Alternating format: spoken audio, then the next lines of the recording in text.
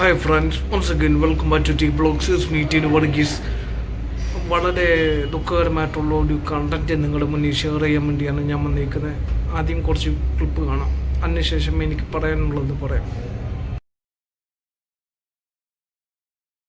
അപകടത്തിൽപ്പെട്ടത് എന്നുള്ളത് വ്യക്തമാണ്. ദേശീയപാത അതോറിറ്റിയുടെ അനാസ്ഥയുടെ മറ്റൊരു ഉദാഹരണം കൂടിയാണ് കാണുന്നത്. ഒരു പാവപ്പെട്ട യുവാവിന് ജീവൻ നഷ്ടമായി. ആ യുവാവിനെ കാത്തിരിക്കുന്ന അച്ഛനോ അമ്മയോ ഭാര്യയോ കുട്ടികളൊക്കെ ഉണ്ടാകും. ആ യുവാവ് ഈ ജോലിയൊക്കെ ചെയ്തു കൊണ്ടുവരുന്ന അരി കഴിച്ച് ജീവിക്കുന്ന ഒരു കുടുംബം തന്നെ ഉണ്ടാകും. അവരെയൊക്കെ കണ്ണീരിൽ അഴുത്തിക്കൊണ്ടാണ് ഇപ്പോൾ ഈ ദാരുണമായ അപകടം ഉണ്ടായിരിക്കുന്നത്. ആ ദൃശ്യങ്ങൾ കാണുമ്പോൾ തന്നെ അവിടെ ദേശീയപാത അതോറിറ്റി കാണിച്ചു വെച്ച അനാസ്ഥ വ്യക്തമാണ്. അനന്തു നാട്ടുകാർക്കൊക്കെ പറഞ്ഞു മടുത്തു. അതിന്റെ ഒരു രോഷപ്രകടനമാണ് നേരത്തെ അനന്തു പ്രതികരണം ചോദിച്ചപ്പോൾ അവരുടെ ഭാഗത്തു നിന്നും ഉണ്ടായത്. ഈ യുവാവ് എവിടുത്തുകാരനാണ്? യുവാവിനെ കുറിച്ചുള്ള മറ്റ് വിവരങ്ങൾ എങ്ങാണ്ടും ലഭ്യമാണോ?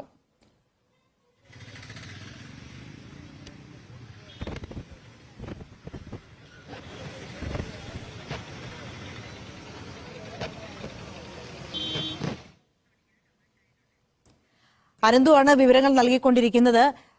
സ്വിഗ്ഗി ഡെലിവറി ബോയ് ആണ്. രാത്രി ജോലി ചെയ്യുന്നതിനിടെ ആയിരിക്കാം ഇങ്ങനെയൊരു അപകടം ഉണ്ടായത് എന്നുള്ള നിഗമനം. ഇപ്പോൾ അനന്തു അതിന്റെ കൂടുതൽ വിവരങ്ങൾ പങ്കുവെക്കുന്നുണ്ട്. ഉമ്മളത്തൂർ സ്വദേശി കെ മിഥുനാണ് മരിച്ചത്. ദേശീയപാത നിർമ്മാണം നടക്കുന്ന സ്ഥലത്ത് ഒരു അപകട മുന്നറിയിപ്പ് പോലുമില്ല. അനന്തുവിലേക്ക് പോകുന്നു. അനന്തു, മരിച്ച യുവാവിനെ കുറിച്ചുള്ള വിവരങ്ങൾ ലഭിച്ചു അല്ലേ? ഇപ്പോൾ യുവാവിന്റെ മൃതദേഹം എവിടെയാണുള്ളത്?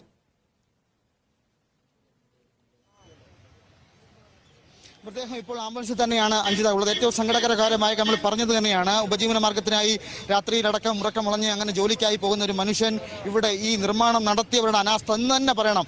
അവരുടെ ഒരു അനാസ്ഥ മൂലം അത്തരത്തിൽ അദ്ദേഹത്തിന്റെ ജീവൻ പൊലിഞ്ഞിരിക്കുന്നു എന്ന ഏറ്റവും സങ്കടകരമായ കാര്യമാണ്. ഇവിടെ നാട്ടുകാരടക്കം തന്നെ അത്തരത്തിൽ പ്രതിഷേധമടക്കം തന്നെ പറഞ്ഞത് നമ്മൾ കേട്ടതാണ്. അവർ ചോദിക്കുന്നതാണ്. ഇപ്പോൾ കുറച്ചുകൂടി ദൃശ്യം നമുക്ക് വ്യക്തമാകും.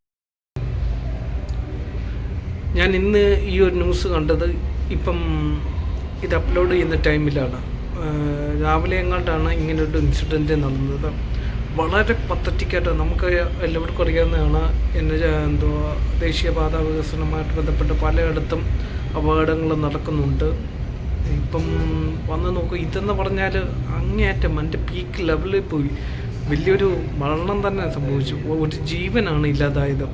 അത് അധികൃതരുടെ തന്നെ അനാസ്ഥ എന്ന് വേണമെങ്കിൽ പറയാം. വളരെ എന്താ പറയുക, ഇതിന് പറയാൻ വാക്കുകൾ കിട്ടുന്നില്ല.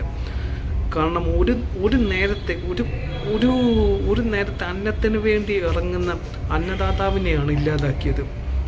അന്നദാതാവ് എന്ന് പറഞ്ഞാൽ അവർ ദൈവമാണ്. അവർ മറ്റുള്ളവരുടെ വിശപ്പ് അകറ്റുന്നതിനോടൊപ്പം സ്വന്തം കുടുംബത്തിൻ്റെ വിശപ്പും കൂടെ അകറ്റുന്ന വ്യക്തികളാണ്.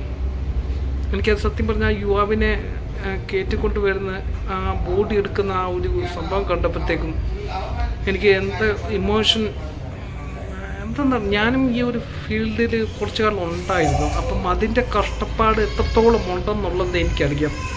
വളരെ പദ്ധതി ഇനിയെങ്കിലും ഞാൻ ഈ ഹൈവേയിലൊക്കെ പോകുമ്പോൾ എറണാകുളം സൈഡിലോട്ട് ട്രിവാൻഡ്രത്തോട്ടും ഒക്കെ പോകുന്നവർക്കൊക്കെ അറിയാൻ പറ്റും. മൊത്തം കുഴിയാണ്. മൊത്തം എല്ലായിടത്തും കുഴിച്ചു ഇട്ടേക്കുവാണ്. അല്ലെങ്കിൽ ഈ പറയുന്നത് പോലെ തന്നെ എവിടെങ്കിലും ഈ ഒരു ന്യൂസിൻ്റെ താഴെ എല്ലാവരും കമൻറ്റ് ചെയ്യുന്നുണ്ട്. അടവനാട്ടിൽ ഉള്ളതിൻ്റെ കൂട്ട് ചില നിയമങ്ങൾ, അത് ശരിയാണ് പറയുന്നത്. അതുപോലെ തന്നെയുള്ള കുറച്ച് നിയമങ്ങൾ നമ്മുടെ ഇവിടെയും വേണം. ഇത്തരം മനുഷ്യൻ്റെ ജീവന് പുല്ല് വില കൽപ്പിക്കുന്ന കുറേ സിസ്റ്റം സോ പദ്ധതിക്ക് ആർക്ക് പോയി. ആ സഹോദരൻ്റെ ജാതി എനിക്കറിയത്തില്ല.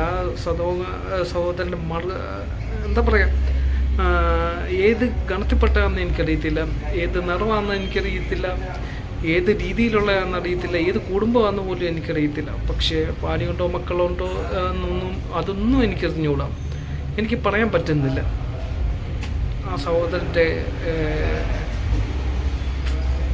എനിക്കങ്ങ് എന്തോ പോലായി. ഇനിയും ഇതുപോലത്തുള്ള അവസ്ഥകൾ ഉണ്ടാകാതിരിക്കട്ടെ എന്ന് പ്രാർത്ഥിക്കാൻ മാത്രമേ നമ്മളെ കൊണ്ട് പറ്റത്തുള്ളൂ. പക്ഷെ അമ്മമാരുണ്ടാക്കുന്ന ഈ ഒരു സൈഡ് എഫക്റ്റ്, ഇത്രയും കാണിച്ച് തെമ്മാടിത്തരം, അതിന് എന്തെങ്കിലും ഒരു ആക്ഷൻ വേണം. അല്ലാതെ വേറൊന്നും നടക്കത്തില്ല.